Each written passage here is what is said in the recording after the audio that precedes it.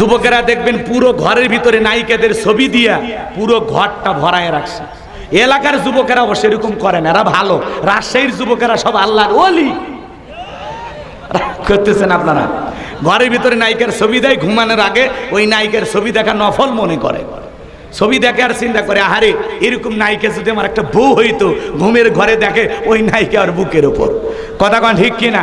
স্বামী স্ত্রী আপনারা এক খাটে ঘুমান, আপনার বউ স্বপ্নে কি দেখে আপনি জানেন? আপনার বউ আপনাকে বাদ দিয়া আর একটা ছেলের হাত ধইরা রাজশাহীর জিয়া পার্কে ঘুরতেছে, যদি আপনি টের পাইতেন কি করতেন? একজন কয় মেরে ফেলতেন। কি সাহস দেখছেন? বউক মাইরে না মামলা হবি। কথা কোন ঠিক কিনা? অনেকে কথা বলতেছেন না, রাগ করতেছেন আপনারা। আবার দেখবেন মাঝে মাঝে আপনি স্বপ্নে আপনার বউকে বাদ আর একটা মেয়েকে নিয়ে রাজশাহী চিড়িয়াখানায় ঘুরতেছেন, যদি টের পাইতো কি করতো? লাত্তি মেরে খাট থেকে ফেলায় দিত। কথা বলে ঠিক কিনা? স্বামী কি স্বপ্ন দেখে বউ জানে না, বউ কি স্বপ্ন দেখে স্বামী জানে না। কথা বলে ঠিক কিনা? রাগ করতেছেন আপনারা। মাঝে মাঝে আমরা স্বপ্নে দেখি সাপ তারা করছে, ঘুম থেকে উঠে কি সাপ খুঁজে পাওয়া যায়? কথা কয় না কেন? মাঝে মাঝে স্বপ্নে দেখেন বাড়ি ঘরে আগুন লাগছে, ঘুম থেকে উঠে দেখি না সব ঠিকই আছে। মাঝে মাঝে স্বপ্নে দেখেন আপনি মারা গেছেন, বউ বাচ্চা কান্না শুরু করছে, ঘুমের থেকে উঠে দেখেন না বেঁচে আছি। কথা কয় না কেন? তো স্বপ্ন তো স্বপ্নই। যুবকেরাও কিন্তু স্বপ্ন দেখে। কথা কয় না ভাই? যুবকেরা দেখবেন পুরো ঘরের ভিতরে নায়িকাদের ছবি দিয়া পুরো ঘরটা ভরায় রাখছে। এলাকার যুবকেরা অবশ্য এরকম করেন, এরা ভালো। রাজশাহীর যুবকেরা সব আল্লাহর ওলি। করতেছেন আপনারা? ঘরের ভিতরে নায়িকার ছবি দেয়, ঘুমানোর আগে ওই নায়িকার ছবি দেখা নফল মনে করে। ছবি দেখে আর চিন্তা করে, আহারে এরকম নায়িকা যদি আমার একটা বউ হইতো, ঘুমের ঘরে দেখে ওই নায়িকা আর বুকের উপর। কথা কন ঠিক কিনা? স্বপ্ন তো স্বপ্নই। এখনকার যুবকেরা আপডেট হয়ে গেছে।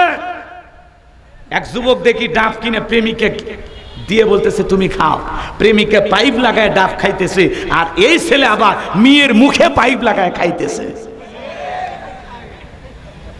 যুবকেরা অধিকাংশ যুবক আজকে নষ্ট হয়ে গেছে। কথা কন নাকি আপনারা?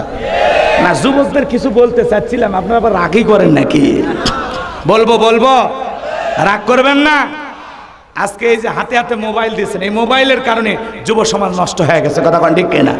এই মোবাইলের ওজন কম, কিন্তু মোবাইলের মাধ্যমে পাপের ওজনটা অনেক বেশি। কথা বলেন ঠিক কিনা?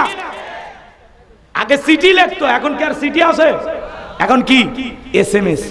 পারুক আর না পারুক, এখন মুখ দিয়ে বললে হয় আই লাভ ইউ, প্রেমিকার কাছে চলে গেছে আই লাভ ইউ। কথা কয় না কেন?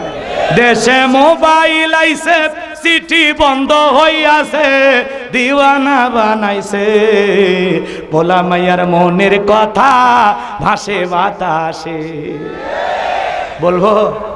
দেশে মোবাইল আইছে, চিঠি বন্ধ হইয়াছে, দিওয়ানা বানাইছে, ভোলা মাইয়ার মনের কথা ভাসে বাতাসে। ও দেখো পোলা পানের মন বাদা ফেসবুকে এখন, ও দেখো পোলা পানের মন বাদা ফেসবুকে এখন, মোবাইলে চ্যাটিং কইরা কাটায় সারাক্ষণ। এই মোবাইল পাইয়া দেখো মদনের মাইয়া, এই মোবাইল পাইয়া দেখো মদনের মাইয়া কি কাণ্ড ঘটাইছে, স্বামী সংসার রাইখা নাকি পালাইয়া গেছে। আজকে দেখলাম একটা নিউজ, প্রবাসী এক ভাই বইয়ের নামে 88 লক্ষ টাকা বইয়ের অ্যাকাউন্টে পাঠাইছে। বউ দুটা বেটা সাওয়াল গো, দুটা কথা কয় না কেন? দুটা ছেলে বাচ্চা রাখে, স্বামী আসবে এটা টের পায়ে ভেগে গেছে। কথা কয় না কেন? আজকে সেই লোক কাঁদে বইয়ের নামে মামলা করছে। কি জামানা! কথা কয় না কেন? স্বামী সংসার রাইখা নাকি পলাইয়া গেছে দেশে। বলবো না? না বলবো? দেশে মোবাইল আইছে, চিঠি বন্ধ হইয়াছে, দিওয়ানা বানাইছে, ভোলা মাইয়ার মনের কথা ভাসে বাতাসে। দেশে টিকটক আসিয়া সব গেল ভাসিয়া, দেশে টিকটক আসিয়া সব গেল ভাসিয়া, সিদ্দিক সোরা নায়ক হইছে আইডি খুলিয়া। এই মোবাইলে হাই কি জাদু আছে ভাই, এই মোবাইলে হাই কি জাদু আছে ভাই, পোলা পান বুইজাছে পড়ালেখা তুইলা রাখছে সপ্তম আকাশে, পড়ালেখা তুইলা রাখছে সপ্তম আকাশে। দেশে মোবাইল আইছে সিটি বন্ধ হইয়াছে, দিওয়ানা বানাইছে পোলা মাইয়ার মনের কথা হাসে বাতাসে। এ যুবক ভালো হওয়ার দরকার আছে না নাই? খবরদার, মোবাইলের মাধ্যমে কোনো অবৈধ প্রেম ভালোবাসা করা যাবে? তোদের পায়ে হাত দিয়ে অনুরোধ করি, খবরদার এই মোবাইলের মাধ্যমে প্রেম ভালোবাসা করবা না। কথা কয় না? পিতা মাতা পছন্দ করে বিয়ে দেবে যেখানে বরকত আছে, মুরব্বীদের দোয়া আছে যেখানে কল্যাণ আছে। মা বাবার পছন্দের মেয়েকে বিবাহ করবা, একা মাতবাড়ি করে পালিয়ে যা বিয়ে করিস না, জীবনে সুখ পাইবা না। তুমি পিচ্ছি বলা, তুমি কি বোঝো? 20 বছর বয়স হয়নি, বাড়িতে এসে বলে আব্বা উত্তর পাড়া লাকিকে আমি কথা দিয়েছি, রাজি থাকলে 1 সাবুন না হলে 2 সাবুন। বাপ মা রাজি হয় না, পালিয়ে যা বিয়ে করে, 3 মাস পরে ওর ভালোবাসা জানলা ভেঙে পালা যায়। এজন্য যুবক এতটা পাগল হওয়া যাবে না। যত ভালোবাসা সব হালাল স্ত্রীর জন্য, মনে থাকবে তো ইনশাল্লাহ। কোন কোন যুবক পিতা মাতার পছন্দের মেয়েকে বিবাহ করবেন? হাত তুলে দেখান। আল্লাহ যুবকদের কবুল করো, জোরে বলুন আমিন। আমার ভাইয়েরা, আল্লাহর কোরআন থেকে যদি আপনাদের সামনে কথা বলি, বলেন তো বাজান আপনাদের কারো কি কোনো সমস্যা আছে? এই কোরআনের মধ্যে কোনো ভেজাল আছে? কোনো মিথ্যা আছে? কোনো ধোঁকা আছে? আল্লাহ রাব্বুল আলামিন বলেন যালিকাল কিতাবু লা রাইবা ফীহি। আমার আল্লাহ রাব্বুল আলামিন বলেন এটি এমন একটি কিতাব, যেই কিতাবের মধ্যে কোনো সন্দেহ নাই, কোনো সংশয় নাই, কোনো মিথ্যা নাই, কোনো ধোঁকা নাই। There is no doubt. বলুন আল্লাহু আকবার। হুদাল্লিল মুত্তাকিন, মুত্তাকি বান্দাদের জন্য গাইডলাইন হিসাবে, পথ প্রদর্শক হিসাবে আসমান থেকে কিতাবটি নাজিল করেছেন কে? এই কিতাব আসছে আপনাকে আমাকে পথ দেখানোর জন্য। কথা বলেন ঠিক কি না? আল্লাহ রাব্বুল আলামিন বলেন মিনাজ জুলুমাতি ইলান নূর, অন্ধকার থেকে আপনাকে আলোর পথ দেখানোর জন্য আল্লাহ পাক এই কিতাব নাজিল করেছেন। কথা বলুন ঠিক কি না? সেই কিতাবের আলোচনা শুনে লাভ না লস? লাভটা কি আমার আল্লাহ জানায় দিলেন, ওয়া ইযা কুরিয়াল কুরআনু ফাসতামিউ লাহু ওয়া আনসিতু লাআল্লাকুম তুরহামুন। সূরা আরাফ আয়াত নাম্বার 204। আমার আল্লাহ রাব্বুল আলামিন জানিয়ে দিলেন, তোমাদের সামনে যখন কোরআন পাঠ করা হয়, কোরআনের আলোচনা করা হয়, চুপ করে কান লাগিয়ে মনোযোগ সহকারে কোরআনের কথাগুলো শ্রবণ করো। যারা চুপচাপ কোরআনুল কারীমের কথাগুলো শ্রবণ করবে, আমার আল্লাহ রাব্বুল আলামিন আসমান থেকে তাদের উপরে আল্লাহর রহমত বৃষ্টির মতো নাজিল করবেন। বলুন সুবহানাল্লাহ। কোরআনের কথাগুলো শুনলে লাভ না ক্ষতি? আল্লাহ তাআলা বলেন ওয়াযাক্কির ফাইন্নায যিকরা তানফাউল মুমিনিন। সূরা জারিয়ার 55 নম্বর আয়াত। আল্লাহ রাব্বুল আলামিন জানিয়ে দিলেন, যারা আমার মুমিন বান্দা, তাদের সামনে যখন কোরআন দেওয়াজ করা হবে, কোরআন থেকে উপদেশ দেওয়া হবে, এই কথাগুলো শোনার পরে আমার মুমিন বান্দাদের উপকারে আসবে। কোরআনের কথা বললে, কোরআন থেকে বয়ান করলে, কোরআন থেকে আলোচনা পেশ করলে, সেই কথাগুলো শুনে মুমিনদের উপকারে আসবে। কথা বলে ঠিক কি না? আজকের মাহফিলে শুধুমাত্র আলোচনা শুনবেন নাকি বাড়ি পর্যন্ত নিয়ে যাবেন? বাড়ি পর্যন্ত নিয়ে যাওয়ার দরকার আছে না নাই? আজকে অধিকাংশ মুসলমান আলোচনা শোনে কিন্তু প্যান্ডেলে রেখে বাড়িতে যায়। এই জন্য আমরা শুনি ঠিকই, কিন্তু আসলে আমাদের ভিতরে সেইভাবে পরিবর্তন দেখা যায় না। কথা বলেন ঠিক কিনা? এই জন্য আমরা শুধুমাত্র না, আমি আওয়াজ করবো তো মঞ্চে কথা বলা যাবে না। যা করবেন ইশারায় বাবা, কথা বললেন না, ঠিক আছে? একটু 1-1.5 ঘন্টা চুপ থাকেন, পরে কথা বললেন। এদিক খেয়াল করেন। তাহলে কোরআনের কথা শুনে প্যান্ডেলে রাখবেন না বাড়ি পর্যন্ত নিয়ে যাবেন? জোরে বলেন, বাড়ি পর্যন্ত নিয়ে যাবেন তো ইনশাল্লাহ? আগেকার মা বোনেরা ভাত রান্না করার সময় একটা চোঙ্গা ছিল, আপনারা চেনেন? এই চোঙ্গাতে ফু দিলে, এই মুখে ফু দিলে ওই মুখ দিয়ে বাতাস বের হয়ে যেত। তো এক শ্রেণীর শ্রোতা আছে এই কান দিয়ে ঢুকায় এই কান দিয়ে বের করে, মাঝখানে কোনো বর্ডার দেয় না যে একটু আটকায় রাখি, কিছু কথা বাড়িতে নিয়ে যায়। কথা বলেন না কেন? ওই যে এক দাদা নাদির কথা শোনেন নাই, নদী পার হয়ে আওয়াজ শুনতে আসছিল, একেবারে আসার সময় কি করছিল জানেন? একেবারে লুঙ্গি খুলে নদী পার হয়ে আসছে। পরে আলোচনা করতে এসে বক্তা বলছে, বাবা ফরজ তরফ করা কবিরা গুনাহ। এইবার শুনে দাদা সেই আগের মতো লুঙ্গি খুলে নদী পার হচ্ছে, আর নাতি লুঙ্গিতে হাত দেওয়ার আগে চিন্তা করতেছে, হুজুর বললো ফরজ তরফ করা কবিরা গুনাহ, থাক আমি আজ থেকে আর গুনাহ করব না, লুঙ্গি ভিজে হলেও নদী পার হব। এবার লুঙ্গি ভিজে নদী পার হইয়া শীতের দিন কাঁপতেছে। এবার দাদা বলতেছে, কিরে নাতি কাঁপিস কেন? আমি কি তোমার মতো যে খুলে পার হয়েছি? আমার তো ভিজে। কি হয়েছে? আমার লুঙ্গি ভিজে গেছে। কয় হাই হাই কি করলি? সারা জীবন আমি ওয়াজ নদীর ওই পারে নিয়ে রেখে আসলাম, আর আজকে তুই ওয়াজটা নদী পার করলি। তার মানে আমলের চিন্তা ভাবনা আমাদের ভিতরে নাই। কথা বলেন ঠিক কিনা? আমল যে করা লাগবে সেই কথা আল্লাহ তাআলা বলতেছেন, আল্লাযীনা ইসতামিউনাল কাওলা ফায়াত্তাবিউনা আহসানাহু উলাইকাল্লাযীনা হাদাহুমুল্লাহু ওয়া উলাইকা হুম উলুল আলবাব।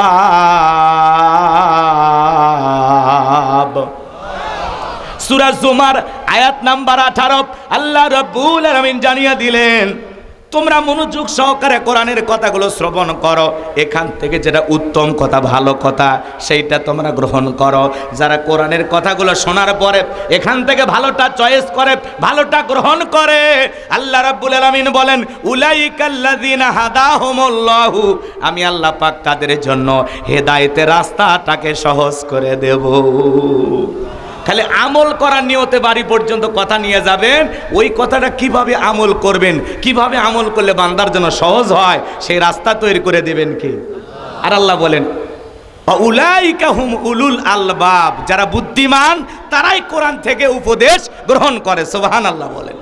আমি আশা করি রাজশাহীর মানুষ বুদ্ধিমান, আজকের শুধু শোনার মধ্যেই সীমাবদ্ধতা থাকবে না, আমরা বাড়ি পর্যন্ত নিয়ে যাব ইনশাআল্লাহ। ওয়াদা দিয়েছেন 12:30 পর্যন্ত, দয়া করে একজনের মাথা যেন আমি উঁচুতে না দেখি। এই 50 মিনিট আমাকে দেন, ভালো না লাগলে আমি দোয়া করে দেব, কারণ এই কমিটি আমাকে ভালোবাসে, আপনারা আমাকে ভালোবাসেন। কথা বলেন ঠিক না? আপনারা শুধু হাত তুলে বলবেন হুজুর দোয়া করে দেন, আপনারাও বেঁচে যাবেন, আমিও বেঁচে যাব। কথা কি বোঝেন নাই? গভীর রাত পর্যন্ত আমি কথা বলবো না।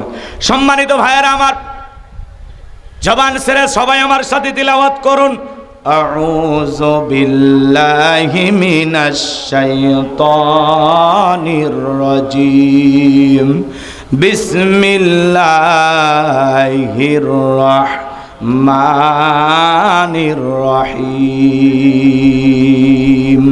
বিতাড়িত মোরদাদ শয়তানের কাছ থেকে আল্লাহ পাকের কাছে আশ্রয় প্রার্থনা চাচ্ছি। পরম করুণাময় সিমদালু আল্লাহ তাআলার নামে শুরু করছি। সূরার নাম কি? মুলুক। সবাই তেলাওয়াত করুন, যারা পারেন ঠোঁট নাড়ে তেলাওয়াত করুন। আল্লাহ রাব্বুল আলামিন বলেন, তাবারাকাল্লাযী বিয়াদিহিল মুলকু ওয়া হুয়া আলা কুল্লি শাইইন কাদির। আল্লাহ রাব্বুল আলামিন বলেন, মহামান্বিত সেই সত্তা যার হাতে সর্বময় কর্তৃত্ব রাজত্ব পাওয়ার ক্ষমতা, তিনি হলেন সর্ববিষয়ে শক্তিবান। তাহলে সকল ক্ষমতার একমাত্র মালিক কে? আর একটু জোরে বলেন কে? আসমানে ক্ষমতা চলবে কার? জমিনে ক্ষমতা চলবে কার? সকল ক্ষমতার একমাত্র মালিক কে? আল্লাহ রাব্বুল আলামিন বলেন, লিল্লাহি মুলকুস সামাওয়াতি ওয়া মা ফিল আরদ। আকাশ আর জমিনের একচ্ছত্র মালিকানা কার? আর একটু জোরে বলেন কার? আসমান আর জমিনে আল্লাহর চাইতে বড় কেউ আছে? ওয়ালাম ইয়াকুল্লাহু কুফুয়ান আহাদ। আকাশ আর জমিনে আল্লাহর সমকক্ষ, আল্লাহর সমতুল্য আর কেউ নাই। চিৎকার মেরে বলুন আল্লাহু আকবার। তাহলে সকল ক্ষমতার একমাত্র মালিক কে? সেই জন্য আল্লাহ রাব্বুল আলামিন বলেন, তাবারাকাল্লাযী বিয়াদিহিল মুলকু ওয়া হুয়া আলা কুল্লি শাইইন কাদির। মহামান্বিত সেই সত্তা যার হাতে সর্বময় কর্তৃত্ব রাজত্ব পাওয়ার ক্ষমতা, তিনি হলেন সর্ববিষয়ে শক্তিবান। তাহলে সকল ক্ষমতার একমাত্র মালিক কে? আর একটু জোরে বলেন কে? তাহলে আল্লাহর চাইতে বড় ক্ষমতাধর কেউ আছে? জোরে বলেন আছে? তাহলে দুনিয়াতে যারা ক্ষমতায় থাকে এরা কি? আপনাদের রাজশাহী থেকে একটা ছেলে যদি ঢাকায় চাকরি করে, 5-10 বছর যদি একটা বাসা ভাড়া নিয়ে থাকে, ওর পরিচয় হলো ভাড়াটিয়া। ওর পরিচয় কি? ওর পরিচয় কি? তো কিছু কিছু মানুষকে আল্লাহ পাক 5 বছর, কাউকে 10 বছর, কাউকে 15 বছর, কাউকে 20 বছর ক্ষমতার চেয়ারটা ভাড়া দেয়। ওদের পরিচয় হলো ভাড়াটিয়া। ক্ষমতার মালিক কেউ চিরস্থায়ী নয়। ক্ষমতার মালিক কে? আর একটু জোরে বলেন কে? ক্ষমতা দেওয়ার মালিক কে? আল্লাহ রাব্বুল আলামিন বলেন, কুলিল্লাহুম্মা মালিকাল মুলকি তুতিল মুলকা মান তাশাউ ওয়া তানজিউল মুলকা মিম্মান তাশা ওয়া তুইজ্জু মান তাশাউ ওয়া তুযিল্লু মান তাশা বিয়াদিকাল খায়র ইন্নাকা আলা কুল্লি শাইইন কাদির।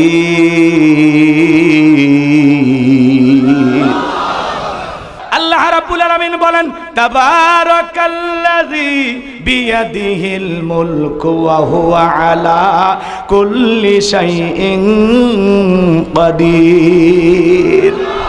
আল্লাহ রাব্বুল আলামিন বলেন, মহামান্বিত সেই সত্তা যার হাতে সর্বময় কর্তৃত্ব, রাজত্ব পাওয়ার ক্ষমতা।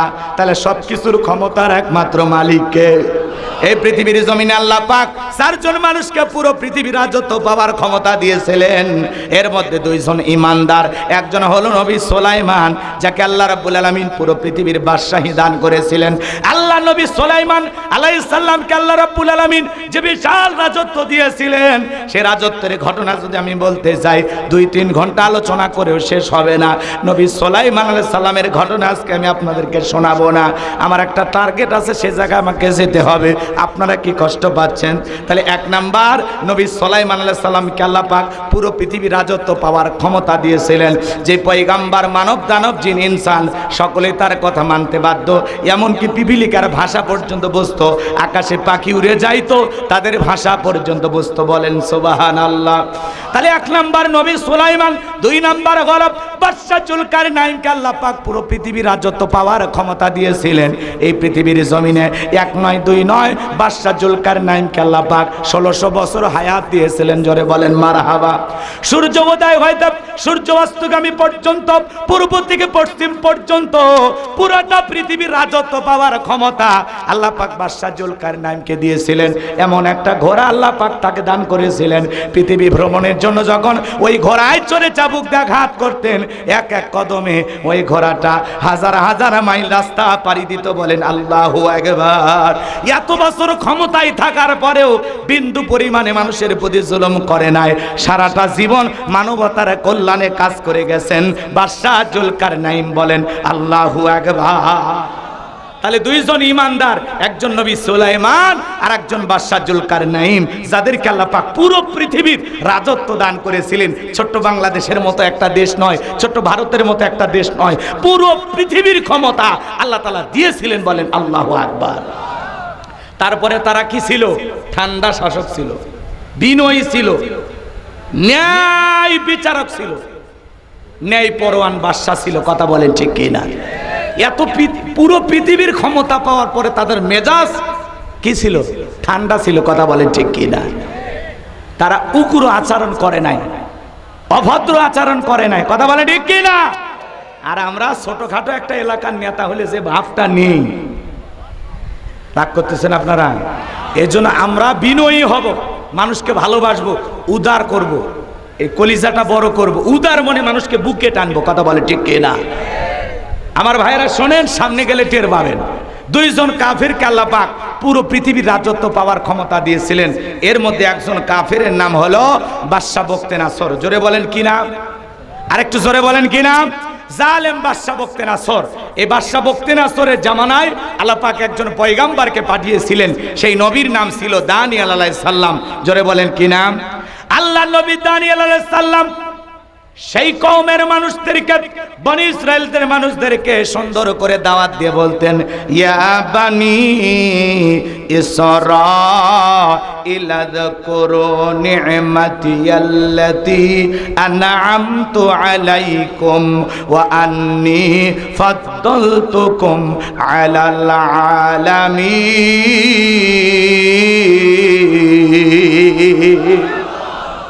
আল্লাহর নবী দানিয়েল আলাইহিস সালাম ডেকে বলে, ও বনি ইসরাইল উম্মতেরা, খবরদার দাম্ভিকতা করো না, অহংকার করো না। তোমাদের বাপ দাদারা চাকর ছিল, কৃতদাস ছিল, গোলাম ছিল। সেই গোলামির জিন্দেগি থেকে, দাসত্বের জিন্দেগি থেকে আল্লাহ পাক তোমাদেরকে মুক্ত করেছেন, স্বাধীন করে দিয়েছেন। বিদায় গাছের পূজা করো না, মাছের পূজা করো না, চন্দ্রের পূজা করো না, সূর্যের পূজা করো না, এক আল্লাহর ইবাদত করো। বনি ইসরাইলের উম্মতেরা ডেকে বলে, ও পয়গাম্বার, পুরান দিনের গল্প শোনায় লাভ নাই, বাপ দাদা কি করেছিল সেইটা আমরা জানতে চাই না। এখন আমরা বড় শান্তিতে আছি, টাকা পয়সা, ঘর বাড়ি, কোনো কিছুর অভাব নাই। আল্লাহ নবী দানিয়েল আলাইহিস সালাম তাদেরকে সুন্দর করে দাওয়াত দিলেন, কিন্তু নবী দানিয়েলের দাওয়াত তারা কোনো মতেই গ্রহণ করলেন না। তারা যখন দাম্ভিকতা করতে লাগলেন, আল্লাহ নবী দানিয়েল আলাইহিস সালাম দিনে দাওয়াত দেয়, রাতে দাওয়াত দেয়, সকালে দাওয়াত দেয়, বিকেলে দাওয়াত দেয়, কোনো মতেই যখন বনি ইসরাইল উম্মতেরা দাওয়াত গ্রহণ করলেন না। কারণ বনি ইসরাইলের জাতিরা ছিল চালাক, এরা ছিল ঠেটা। এরা কি ছিল? এরা সহজে কোনো কিছু বিশ্বাস করতো না। নবী যদি বলতো আযাব আসবে, বলে আগে আযাব নিয়ে আসেন, আগে আযাব দেখি তারপরে ঈমান আনবো। এরকম চালাক ছিল এরা। কথাকে বুঝতে পারতেছেন? এরা চোখে না দেখা পর্যন্ত সহজে বিশ্বাস করতো না। কথাকে বুঝতে পারতেছেন? তো আল্লাহ নবী দানিয়েল আলাইহিস সালাম সুন্দর করে বুঝাইলেন, কোনো মতেই যখন দাওয়াত গ্রহণ করলো না, আল্লাহ নবী দানিয়েল আলাইহিস সালাম তখন তাদেরকে বলল, সতর্ক করার জন্য বলল, ও বনি ইসরাইল উম্মতেরা, ও আমার কওমের লোকেরা, শোনো, কোন জাতির মানুষ যখন দাম্ভিকতা করে, অহংকার করে, খোদাদ্রোহী হয়ে যায়, তখন আল্লাহ পাক ওই জাতির উপরে দুই ধরনের আযাব আর গজব পাঠায়। এক নাম্বার হলো আসমান জমিনের গজব দিয়া আল্লাহ হয় তাদেরকে ধ্বংস করে দেবে, আর না হয় তাদের ভাগ্যে জালেম শাসক পাঠায় দেবে। জনগণ হবে যেমন, নেতাও হবে তেমন। একটু অপেক্ষা করেন, বুঝতে পারবেন। খাপে খাপ মমতাজের বাপ, খালি লাইন মিলাই নেবেন। সময় কম বেশি ভেঙে বলতে পারবো না। কষ্ট হচ্ছে নাকি আপনাদের? এইবার আল্লাহ নবী দানিয়েল আলাইহিস সালামের কথা তারা কর্ণপাত করলেন না, ঘৃণা ভরে প্রত্যাখ্যান করলেন। আল্লাহ পাক তখন ওই কওমের উপরে, ওই জাতির উপরে, ওই বনি ইসরাইল উম্মতের উপরে বাদশা বখতেনাছরকে পাঠায়া দিলেন। বাদশা বখতেনাছর ক্ষমতার চেয়ারে বসার পরে ঘর বাড়ি থেকে টাকা পয়সা লুটপাট করে নিয়ে যেতে লাগলেন। শুধু কি তাই, নিরপরাধ অসংখ্য মানুষকে জেলখানায় বন্দী করলেন। আল্লাহ নবী দানিয়েল আলাইহিস সালাম সহ তার ৭০,০০০ উম্মতকেও জেলখানায় বন্দী করলেন। তাহলে নবী মানুষ কোন জায়গায়? কথা কয় না কে? তাহলে নবীরা যদি জেলখানায় যায়, আজকে যারা নাইবে রাসূলের ভূমিকা পালন করবে, যারাও দ্বীনের দাওয়াত দিবে, সঠিক মেসেজ জাতিকে বুঝাবে, যারা আল্লাহর জমিনে আল্লাহর আইনের কথা বলবে, দেখবেন ওদেরকে টার্গেট করে জেলখানায় ঢুকাবে। কথা বলেন ঠিক কিনা? এই জন্য মনে রাখবেন, নাইবে রাসূলের ভূমিকা পালন করতে গেলে নবীদের সুন্নত মোতাবেক মাঝে মাঝে এই দেশের হকপন্থী আলেমদেরকে জেলে যেতে হয়। আর আলেমেরা জেলখানায় গেলে সম্মান কমে না বাড়ে? চোর ডাকাত জেলখানায় গেলে মানুষ ঘৃণা করে, ওদেরকে ভুলে যায়, ওদের ফাঁসি চায়। আর আলেমেরা জেলখানায় গেলে তাদের সম্মান বাড়ে। আলেমদের হাতে ডান্ডা বিড়ি দেখে মানুষ কান্না করে। কথা বলে ঠিক কিনা? আর এখন ওদের হাতে ডান্ডা বিড়ি নাই, খালি রশি লাগানো দেখে জনগণ হাসে আর খেপে আর বলে, কেন এদের হাতে পায়ে ডান্ডা বিড়ি লাগানো হচ্ছে না? কথা বলেন ঠিক কিনা? রাগ করতেছে? এতিমের মতো সবগুলো হাজিরা দেয়, দেখেন না? রাগ করতেছেন আপনারা? করেন, সমস্যা নাই। আমার ভাইয়েরা সামনের দিকে যায়। অনেকে ভাবতেছে হুজুর রাজনীতি করতেছে। এগুলো বাস্তবতা। এগুলো কি? আপনাদেরকে সচেতন করার জন্য বলতেছি, আর কিচ্ছু না। আর ঘুমাইলে হবে না। কথা বলেন ঠিক কি না? কষ্ট হচ্ছে আপনাদের? তাহলে আল্লাহর নবী কোন জায়গায়? তাহলে আলেমেরা জেলখানায় গেলে কি আপনারা রাগ করবেন? তাহলে নবীরাও জেলখানায় যায়। আবার যারা আল উলামা ওয়ারাসাতুল আম্বিয়া, ওলামা ইকরাম হলেন সকল নবীদের ওয়ারিস। এজন্য মাঝে মাঝে দেখবেন যারা কোরআনের মুফাসসির হবে, দ্বীনের দায়ী হবে, এদেরকেও জেলখানায় যাওয়া লাগবে। কথা বলে ঠিক কিনা? আল্লামা সাইদি হুজুরকে ওরা 13 বছর বন্দি রেখেছিল। কথা বলে ঠিক কিনা? এরপরে কি মানুষের ভালোবাসা কমছে? হ্যাঁ, মৃত্যুর পরে লক্ষ লক্ষ মানুষকে জানাজায় বাধা দিয়েছিল, তারপরে থামাইতে পারে নাই। আল্লাহু আকবার বলেন। নিজের মা বাবা মারা গেলে এতটা কাঁদে না, আল্লামা সাইদি হুজুরকে হারিয়ে মানুষ যতটা কান্না করেছিল। আমিরে জামাত এক জায়গায় বক্তব্য দিতে গিয়ে তিনি বলেছেন যে আল্লামা সাইদি হুজুরের দুইটা স্বপ্ন ছিল। জেলখানায় যখন মাঝে মাঝে দেখা হতো আমাকে জড়িয়ে কান্না করতেন আর বলতেন, আমি আল্লাহর কাছে দুইটা জিনিস চাই। আমার এক নম্বর আশা, যদি আল্লাহ তাআলা আমাকে জেলখানা থেকে মুক্ত করে আর একটা বার কোরআনের ময়দানে গিয়ে আমাকে জনগণের সামনে একটা আয়াতের তাফসীর করার সুযোগ আল্লাহ করে দিতেন। এই দেশের মানুষকে তিনি কত ভালোবাসতেন, এই তাফসীর ময়দানকে তিনি কতটা ভালোবাসতেন। আল্লাহু আকবার বলে। বলে আমি যদি জেলখানা থেকে বের হয়ে একবার কোরআনের মঞ্চে যায়, তাফসীর মাহফিলে যায়, একটা আয়াতের তাফসীর যদি আমি দেশবাসীকে শোনাইতে পারতাম, সুবহানাল্লাহ। তার দুই নম্বর আশা ছিল যে আমাকে আল্লাহ যদি জেলখানা থেকে বের করে, আমি যেন আল্লাহর ঘরে সোনার মক্কা মদিনায় গিয়ে আমি যেন আল্লাহর পবিত্র বাইতুল্লাহ জিয়ারত করে ওখানে মাথা নত করে আল্লাহকে সিজদা দিতে পারি। এই জন্য ভাইয়ের আমার, মুমিনের সব আশা তো দুনিয়াতে পূরণ হয় না, আল্লাহ কিছু রিজার্ভে রেখে দেন। কথা বলে ঠিক কিনা? আমরা বিশ্বাস করি এর চাইতে উত্তম প্রতিদান আল্লামা সাইদি হুজুরকে আল্লাহ দান করবেন। আল্লাহ কবুল করুন, জোরে বলুন আমিন। আল্লাহ পাক তাকে জান্নাতের উচ্চ মাকাম দান করুন, জোরে বলুন আমিন। আমার ভাইয়েরা, আল্লাহ নবী দানিয়েলাম ডেকে বলে, আমার উম্মতেরা, কই গেল তোমাদের টাকার অহংকার, কই গেল সুন্দরী বইয়ের অহংকার? এই যে দেখো জালিম বাদশা ঘাড়ে চেপেছে, ঠিকই তো জেলখানায় বন্দি করলো, এখন বলো তোমরা কি করবা? এইবার উম্মতরা কেঁদে বলে, নবী আপনার কথা যে দিবালকের মতো সত্য হবে এটা আমরা বুঝতে পারি নাই। ও আল্লাহর নবী দানিয়াল, এখন থেকে আমরা এক আল্লাহর ইবাদত করব, আমরা তওবা করে ফিরে আসতে চাই, আর গাছের পূজা করব না, চন্দ্রের পূজা করব না, এখন থেকে এক আল্লাহর ইবাদত করব। আল্লাহ নবী দানিয়াল ডেকে বলে, শোনো, সত্যি যদি তোমরা তওবা করে আল্লাহর গোলামি করতে চাও, আল্লাহর পথে ফিরে আসতে চাও, মনে রাখবেন মায়ের কাছে সন্তান কান্না করলে যেমন মা সেই সন্তানকে ক্ষমা না করে থাকতে পারে না, আমার ভাইয়েরা নবীদের কাছে উম্মতেরা যখন কাকুতি মিনতি করে, নবীদের অন্তরে উম্মতের জন্য মায়ের মতোই দয়া মায়া থাকে। বলেন মারহাবা। দিকে বলে, আমার উম্মতেরা কান্না করতে হবে না, তোমরা যদি সত্যি আল্লাহর ইবাদত করতে চাও, তওবা করে ফিরে আসতে চাও, আজকে রাত 12টার পরে আমি যখন আল্লাহ বলে ডাক দেব, আমার সঙ্গে ঘুম থেকে জাগ্রত হইয়া তোমরা আল্লাহ বলে ডাক দিবা। মনে রাখবা একমাত্র আল্লাহই পারে জালেমের জেলখানা থেকে মুক্ত করার ব্যবস্থা করে দিতে। রাত 12টার পরে আল্লাহ নবী দানিয়েল সাল্লাম সমস্ত উম্মতদেরকে নিয়ে আল্লাহ বলে ডাক দিয়েছেন। একটু সবাই জোরে ডাক দেন আল্লাহ, সবাই ভালোবেসে ডাক দেন আল্লাহ। আমার ভাইয়েরা, আল্লাহ নবী দানিয়েল সাল্লাম যখন আল্লাহ বলে ডাক দিয়া সিজদায় লুটিয়ে বললেন, চোখের পানি ছেড়ে দিয়ে কাঁদে আর ডেকে বলে, আল্লাহ আমার উম্মতেরা ভুল বুঝতে পেরেছে, তারা তওবা করে ফিরে এসেছে, এখন থেকে তারা একমাত্র আপনার গোলামি করবে। আল্লাহ নবী দানিয়েল সাল্লাম যখন কেঁদে কেঁদে দোয়া করে, আল্লাহ পাক বলে, ও পয়গম্বর আর কান্না করতে হবে না, তো আমি আল্লাহ পাক কবুল করে নিয়েছি, আর আসির এই জালেম বাদশা বক্তে নাসরের জেলখানা থেকে মুক্ত করার ব্যবস্থা করে দিচ্ছি। বলেন মারহাবা। আমার ভাইয়েরা, ওই রাত্রিতে আল্লাহ পাক বাদশা বক্তে নাসরকে এমন একটা মারাত্মক ভয়ঙ্কর স্বপ্ন দেখায়া দিল। ওই স্বপ্ন দেখা জালেম বাদশা বক্তে নাসর চিৎকার মেরে উঠছে।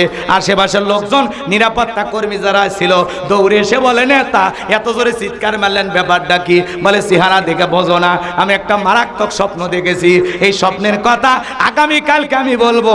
এই দেশের যত স্বপ্নের তাবির কারক আছে, স্বপ্নের ব্যাখ্যা বলতে পারে, ওদেরকে আমার দরবারে নিয়ে আসো।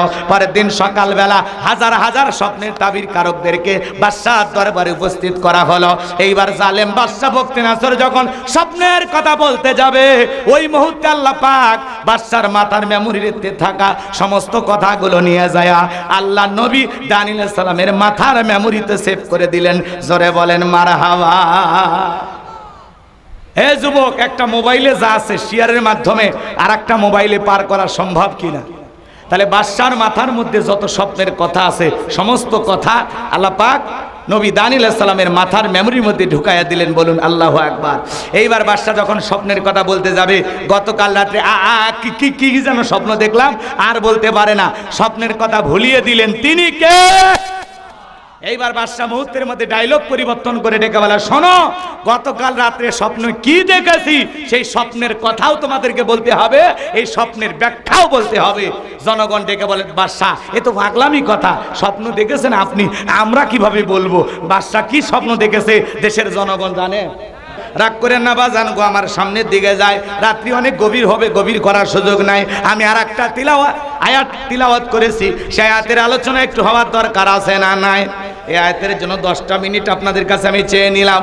আল্লাহ রাব্বুল আলামিন বলেন, আল্লাযী খলাকাল মাউতা ওয়াল হায়াতা লিয়াবলুয়াকুম আইয়ুকুম আহসানু আমালা ওয়া হুয়াল আজিজুল গফুর। আরেকটু জোরে বলেন আল্লাহু আকবার।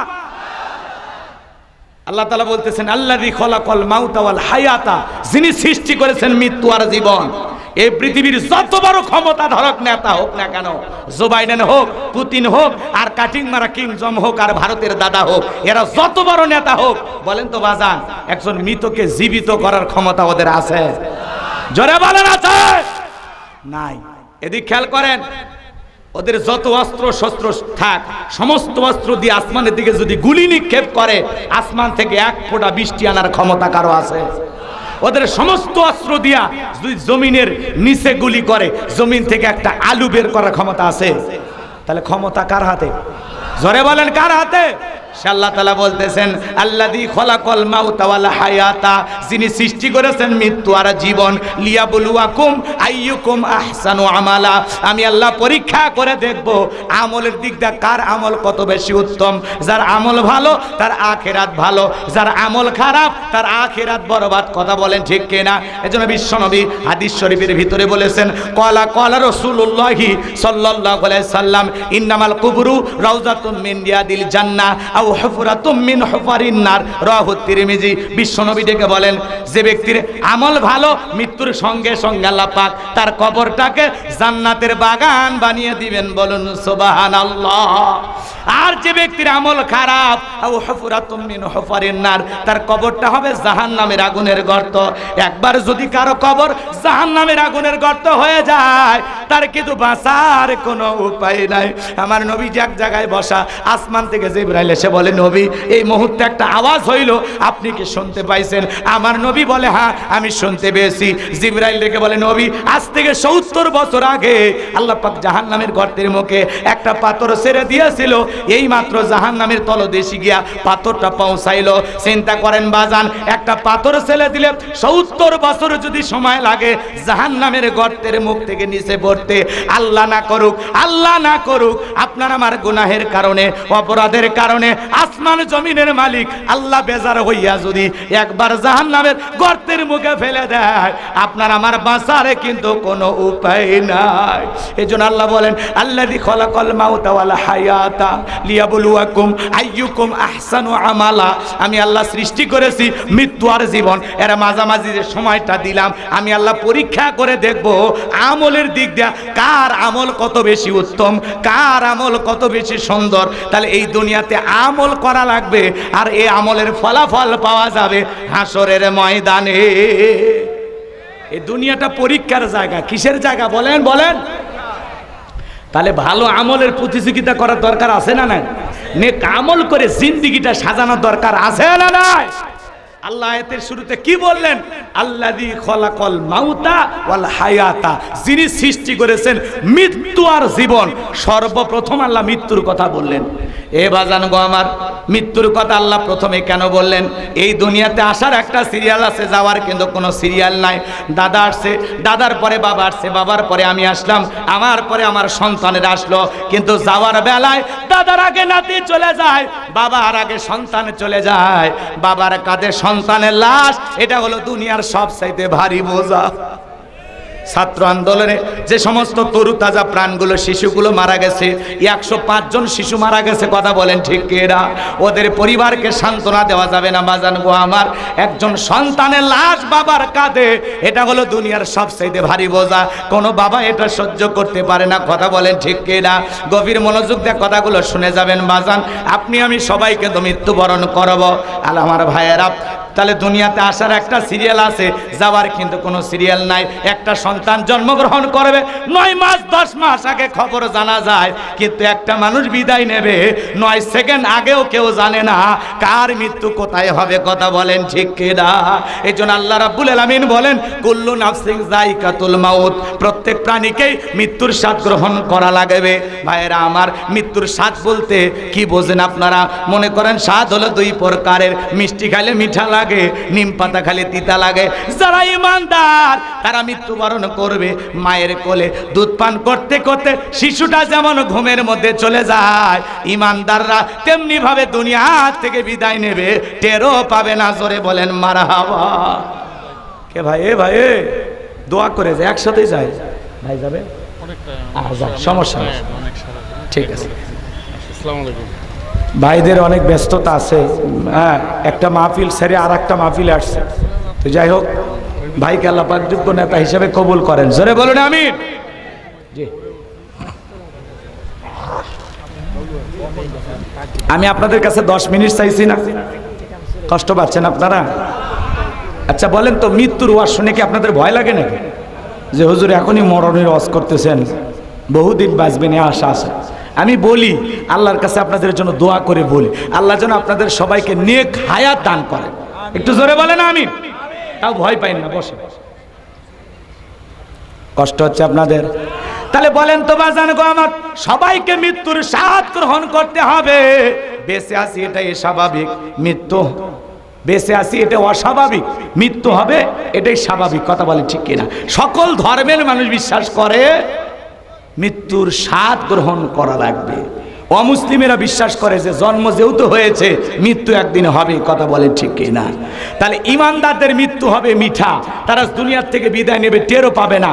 কিন্তু যারা অবাধ্য গোলাম, আল্লাহর নাফরমান গোলাম, যারা এই দুনিয়ার জমিনে রং তামাশায় মেতেছিল, শয়তানের ওয়াসওয়াসায় পড়ে ভুল পথে পরিচালিত হয়েছিল, মিসগাইড হয়েছিল, আমার ভাইয়েরা, সেই সমস্ত বেঈমানরা যখন মৃত্যুবরণ করবে, দেখেন না কত মানুষ মৃত্যুর আগে চোখ বড় বড় করে।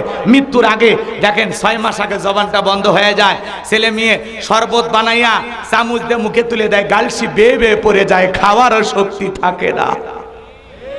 আমার ভাইয়েরা, কত মানুষ গালি দিতে দিতে মৃত্যুবরণ করে, কত মানুষ নাটক সিনেমা দেখতে দেখতে মারা যায়। কার কখন মৃত্যু হবে আমরা কেউ জানি না রে যুবক, কিন্তু মৃত্যু হবে এটাই সত্য। কথা বলেন ঠিক কিনা? আল্লাহ রাব্বুল আলামিন বলেন আইনামা তাকুনু ইদরিকুমুল মাউতু ওয়ালাউ কুনতুম ফি বুরুজিম মুশাইয়াদা। আল্লাহু আকবার। সূরা নিসার ৭৮ নম্বর আয়াত আল্লাহ রাব্বুল আলামিন জানিয়ে দিলেন, যেখানেই থাকো, যে অবস্থায় থাকো, মৃত্যু তোমাদেরকে ধরবেই। মৃত্যু থেকে পালানোর কোনো রাস্তা খোলা নাই। যুবক রে, তুমি মনে করো 10 তলা বিল্ডিং এ বসবাস করো, লিফট দিয়া উপরে ওঠো, মনে করো লিফটের সুইচ মনে হয় মালাকুল মউত জানে না। যুবক রে, তোমার আমার মৃত্যুর সময় ঘনিয়ে আসবে যখন, পাহাড়ে থাকো, পর্বতে থাকো, নদীতে থাকো, বিমানে থাকো, জঙ্গলে থাকো, যেখানেই থাকো না কেন, মৃত্যুর সময় উপস্থিত হয়ে গেলে সেখানেই তোমার আমার মৃত্যু ঘটবে। কথা বলেন ঠিক কিনা? আমার ভাইয়েরা, আল্লাহর নবী ইদ্রিস আলাইহিস সালামকে জিজ্ঞাসা করা হয়েছিল, মৃত্যুর স্বাদ আপনার কাছে কেমন লেগেছিল? ইদ্রিস আলাইহিস সালাম ডেকে বলে, জ্যান্ত ছাগলের গা থেকে চামড়া খসাইলে ছাগলের যেমন কষ্ট হয়, তার চাইতে মৃত্যুর যন্ত্রণা আমার কাছে বেশি কষ্টকর মনে হয়। আমার ভাইয়েরা, বিশ্বনবীর ইন্তেকালের সময় নবীজি আমার অসুস্থ। হযরতে ফাতেমা জোরে চোখের পানি ছেড়ে দিয়ে কান্না করে। ফাতেমার চোখের পানি আমার নবী সহ্য করতে পারেন না, ডেকে বলেন, ও ফাতেমা, আমার মুখের কাছে তোমার কানটা লাগায় দাও মা। হযরতে ফাতেমা যখন বিশ্ব নবীর মুখ মুবারকের কাছে কানটা লাগা দিলেন, আমার নবী যেন ফিস ফিস করে কি বললেন, হযরতে ফাতেমার কান্না বন্ধ হয়ে গেল। আমার ভাইয়েরা, আম্মা জান আয়েশা ডেকে বলেন, ও আমার মেয়ে ফাতেমা, তোমার আব্বা জান কি এমন কথা বলেছে মা যার কারণে তোমার কান্নাটা বন্ধ হয়ে গেল? হযরতে ফাতেমা ডেকে বলে, মা আমার বাবা আমাকে বলেছেন বাবার ইন্তিকালের পরে সর্বপ্রথম বাবার সাথে আমার সাক্ষাৎ হবে। আমি বুঝতে পেরেছি মা বাবার ইন্তিকালের পরে দুনিয়ার জমিনে বেশি দিন আমাকে জীবিত থাকা লাগবে না। দরজায় জিবরাইল আসলেন, নবীকে সালাম দিলেন, আসসালামু আলাইকুম ইয়া রাসূলুল্লাহ ইয়া হাবিবাল্লাহ হুজুর। নবীজিকে সালাম দেওয়ার পরে আমার ভাইয়েরা জিবরাইল জিজ্ঞাসা করে, নবী আপনার শরীরের অবস্থাটা কি? আল্লাহ তাআলা জানতে চেয়েছেন, আল্লাহ জানার পরেও জানতে চায়। আমার নবী বলে, জিবরাইল আগের চাইতে কিছুটা সুস্থ আছি আলহামদুলিল্লাহ। আমার ভাইয়েরা জিবরাইল চলে গেলেন, কিছু সময় পরে আবারও জিবরাইল আসলেন, নবীজিকে আবারও ডেকে বলে, নবী গো আপনার দরজায় অনুমতির অপেক্ষায় দাঁড়িয়ে আছি। আমার সাথে শুধুমাত্র আসমান থেকে আজকে আমি একা আসি নাই, আমার সাথে আরেকজন ফেরেশতা এসেছেন, তার নাম হলো মালাকুল মউত। যে ফেরেশতা দুনিয়ার কারো বাড়িতে ঢোকার অনুমতি নেয় না, তার পারমিশন লাগে না, তার নাম হলো মালাকুল মউত, তার নাম হলো আজরাইল। ও নবী আপনি অনুমতি দিলে ভিতরে আমরা প্রবেশ করব। বিশ্বনবী অনুমতি দিলেন। মালাকুল মউত বিশ্বনবীর কাছে গেলেন, নবীজিকে সালাম দিলেন, আসসালামু আলাইকুম ইয়া রাসূলুল্লাহ ইয়া হাবিবাল্লাহ হুজুর। নবী গো আপনি অনুমতি দিলে আপনার জানটা কবজ করব, অনুমতি না দিলে আল্লাহ তাআলা বলেছেন আমার বন্ধু যদি অনুমতি না দেয় রে মালাকুল মউত এক মুহূর্ত দেরি করবি না, চলে আসবে। আমার বন্ধুর যতদিন মন চায় ততদিন আমার বন্ধু দুনিয়াতে থাকবে। চিৎকার মেরে বলুন আল্লাহু আকবার। আমার নবী ডেকে বলে, মালাকুল মউত এরপরে কি আর কোনোদিন তুমি আসবা না? মালাকুল মউত ডেকে বলে, নবী আল্লাহ বারো যেদিন অর্ডার দিবেন আমি সেই দিন আসবো। আমার ভাইয়েরা বিশ্ব নবী এইবার যখন অনুমতি দিলেন, মালাকুল মউত নবীজির রূহটা বের করার জন্য নবীজির বুকের উপরে হাত রেখে দিয়েছেন। আমার নবীজি চোখের পানি ছেড়া দিয়ে কাঁদে আর দেখে বলে, মালাকুল মউত রে তাড়াতাড়ি বুক থেকে হাতটা নামায় নাও, আমি আর সহ্য করতে পারি না। নবীজি চোখের পানি ছেড়ে দিয়ে কান্না করতেছেন। মালাকুল মউত যখন হাত সরায় নিলেন, আমার নবী ডেকে বলে, মালাকুল মউত এই যদি হয় মৃত্যুর যন্ত্রণা আমার উম্মতেরা তো সহ্য করতে পারবে না। মৃত্যুর পূর্বে উম্মতের কথা বলে না, কেমন নবী পাইছি জোরে বলেন মারহাবা। আমার ভাইয়েরা এইবার আমার নবী ডেকে বলে, মালাকুল মউত রে আমার উম্মতের জানটা কবজ করার সময় কষ্ট দিবি না, আমার কাছে কথা দে। মালাকুল মউত ডেকে বলে, নবী বিশ্বাস করেন দুনিয়ার সব চাইতে কম কষ্ট দিয়া আপনার রূহটা আমি বের করতেছি। আমার আল্লাহ আমাকে বারবার সতর্ক করে দিয়েছেন, মালাকুল মউত রে জীবনে আমি কোনোদিন কোনো কিছু বলি নাই, আজকে এমন একজন মানুষের জানটা কবজ করার জন্য যাইতেছি সে মালাকুল মউত। খবরদার আমার বন্ধুর সাথে যেন কোনো বেয়াদবি না হয়। বিশ্বাস করেন গো নবী দুনিয়ার সব চাইতে কম কষ্ট দিয়া সতর্কতার সহিত আপনার রূহটা বের করার জন্য আমি চেষ্টা করতেছি। আমার নবী দেখে বলে, মালাকুল মউত দুনিয়ার সবচেয়ে কম কষ্ট যদি এটা হয় আমার উম্মতেরা সহ্য করতে পারবে না, আমার কাছে কথা দাও আমার উম্মতকে তুমি কষ্ট দিবা না। মালাকুল মউত দেখে বলে, নবী আপনার উম্মতের মধ্যে যারা আপনার আদর্শ মেনে চলবে গো নবী আমি আপনার কাছে ওয়াদা দিতেছি গো নবী, আপনার কাছে আমি ওয়াদা দিতেছি আপনার সেই সমস্ত উম্মতদের জানটা বের করার সময় রূহটা বের করার সময় আমি তাদের বদি হাসান করব। চিৎকার মেরে বলুন মারহাবা। এইবার মালাকুল মউত যখন দ্বিতীয়বার নবীজির বুকের উপরে হাত রেখে দিয়েছেন, আমার নবী কান্না করে আর ডেকে বলে, মালাকুল মউত রে মৃত্যুর যন্ত্রণা আর সহ্য করতে পারি না রে, তাড়াতাড়ি হাতটা আমার বুক থেকে নামায় নাও। আমার নবী দেখে বলে, মালাকুল মউত আমার কাছে মনে হয় পাহাড় আমার বুকের উপরে চেপে ধরা হয়েছে। নবীর কাছে মৃত্যুর যন্ত্রণা যদি এত কঠিন হয়, আপনার আমার মৃত্যুর যন্ত্রণাটা কত ভয়ঙ্কর হতে পারে একটু চিন্তা করা দরকার আছে না? না এজন্য ভাইরা আমার, মৃত্যু আসার পূর্বেই লিয়া বুলুয়াকুম আইয়ুকুম আহসানু আমালা, আপনাকে আমাকে উত্তম আমল করতে হবে, নেক আমলের জিন্দেগি করতে হবে। যুবক রে, তুমি কি মনে করেছো রং তামাশায় মেতে আসো? মনে রাখবারে যুবক, আল্লাহ তাআলা বলেন বাল তুসিরুনাল হায়াতাদ দুনিয়া ওয়াল আখিরাতু খায়রু ওয়া আবকা, তোমরা দুনিয়ার জীবনকে প্রাধান্য দিচ্ছ, অথচ দুনিয়ার জিন্দেগি হলো ক্ষণস্থায়ী, আখিরাতের জিন্দেগি হলো চিরস্থায়ী। কথা বলেন ঠিক কি না? আমার যুবক ভাইরা রে, তোমাদের পায়ে হাতে অনুরোধ করে বলে যায় যুবক, দুনিয়ার রং তামাশায় পাগল হয়ে যায় না। যুবক রে, তুমি যদি 7 দিনের সফরে কক্সবাজারে যাও, তোমার একটা ব্যাগ থাকে, ওই ব্যাগের ভিতরে কাপড় থাকে, প্রেমিকার নাম্বার থাকে, মোবাইল থাকে, চার্জার থাকে। 7 দিনের সফরের জন্য আপনার আমার একটা ব্যাগ থাকে কিনা বলেন? জোরে বলেন, ব্যাগ থাকে কিনা? সফর মাত্র 7 দিন, তাও ব্যাগের প্রয়োজন হয়। আর আপনি আমি পরকাল নামের সফরে যাচ্ছি, বলেন তো বাজান, একটা আমলের ব্যাগ রেডি করে যাওয়ার দরকার আছে না নাই? যুবক তাকায় দেখো, ওই আমলের ব্যাগের ভিতরে নামাজ আছে কিনা, রোজা আছে কিনা, হজ আছে কিনা, যাকাত আছে কিনা, দান খয়রাত আছে কিনা, পিতামাতার খেদমত করেছো কিনা, বিবির হক আদায় করেছো কিনা, সন্তানদের সাথে ভালো ব্যবহার করেছো কিনা, প্রতিবেশীর হক আদায় করেছো কিনা, এই জীবনটা আল্লাহর রাস্তায় পরিচালিত করেছো কিনা। আল্লাহর কাছে হিসাব দেওয়ার আগে, পরকালের বিচার দিবস কায়েম হওয়ার আগে, মালিক ইয়াউমিদ্দিন শেষ বিচার দিবস কায়েম হওয়ার আগে, মৃত্যুর আগেই আপনাকে আমাকে একটু পরকাল নিয়ে আল্লাহর কাছে জবাবদিহিতা নিয়ে একটু চিন্তা করার দরকার আছে না নাই?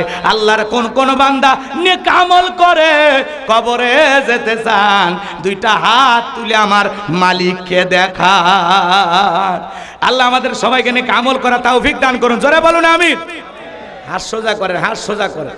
আমি কি হাত নামাতে বলেছি? বলেন বাজান, বলেছি? বলি না। আমি অনেক কথা বলতে চাইছিলাম, আসলে এলোমেলো হয়েছে।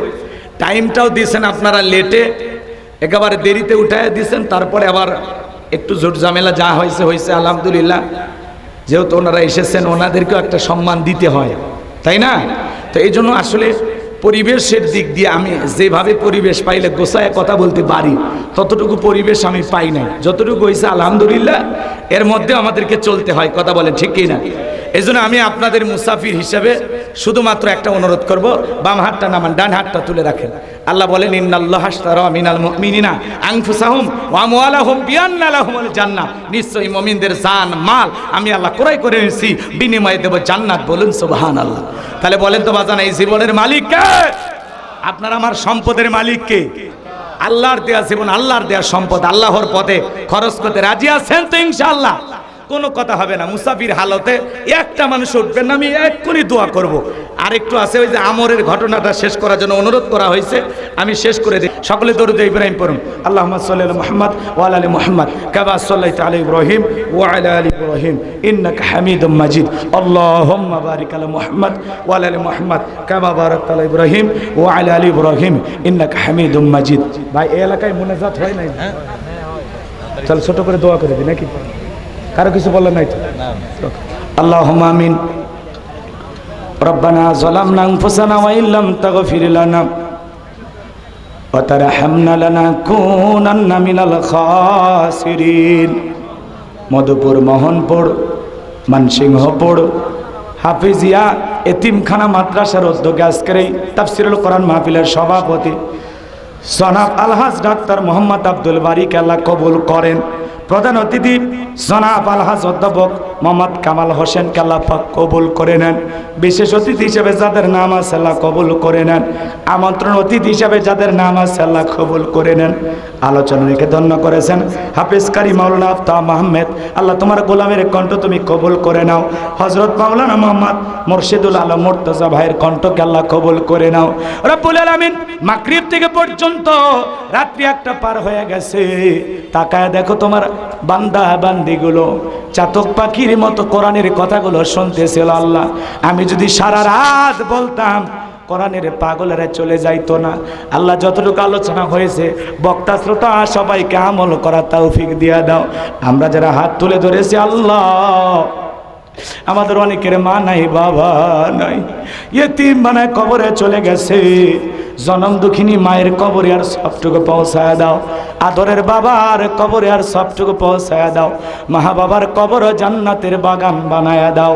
রব্বির হামহুমা কামা রব্বায়ানি সগীরা, ওয়া রব্বির হামহুমা কামা রব্বায়ানি সগীরা। আত্মীয় স্বজন পাড়া প্রতিবেশী যা কবরে চলে গেছে মাফ করে দেন, কবরগুলো জান্নাতের বাগান বানায়া দেন রব্বুল আলামিন। পিতামাতা যাদের বেঁচে আছে তাদের খেদমত করে তাদের মুখে হাসি ফোটাইয়া জান্নাত অর্জন করার তৌফিক দিয়া দাও।